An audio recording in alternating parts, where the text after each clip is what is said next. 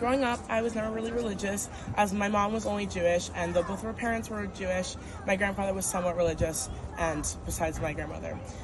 He passed away when my mom was 16, so I never got to meet him, and obviously therefore there wasn't anyone in my close family to discuss my religion with properly. My mom also didn't grow up very religious, so my brother and I only knew a couple of brief prayers from holidays, attended the JCC maybe a couple times with my neighbors, visited synagogue maybe once or twice, and then synagogue in Maine to hear stories about my grandfather.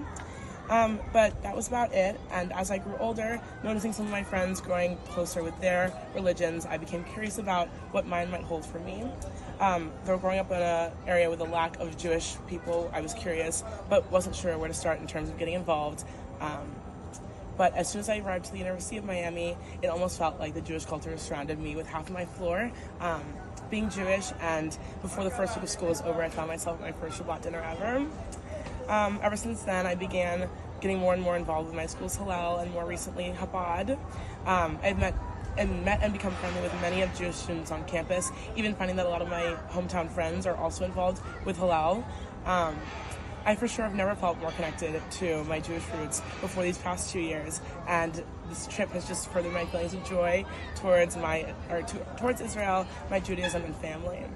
A couple weeks ago, Jordan, who was supposed to be here, mentioned the opportunity to get Bat Mitzvah on the trip, and I immediately knew that that was something I was going to consider, since it has such a meaningful purpose in my life being a Jew.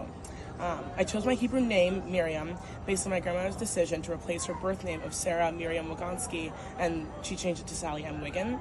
So I decided to bring back the name Miriam to the family and represent it as my Hebrew name. In biblical stories, it mentions that after the splitting of the seas, she led women in song and dance, and I can directly relate, as I've been musical for about the entirety of my life, singing solo but also leading group settings.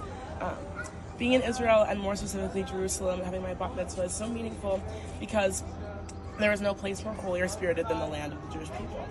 Along with being on Birthright, where I have been able to feel more connected than ever before, this ceremony just makes my entire experience something that I will cherish and hold on to tightly.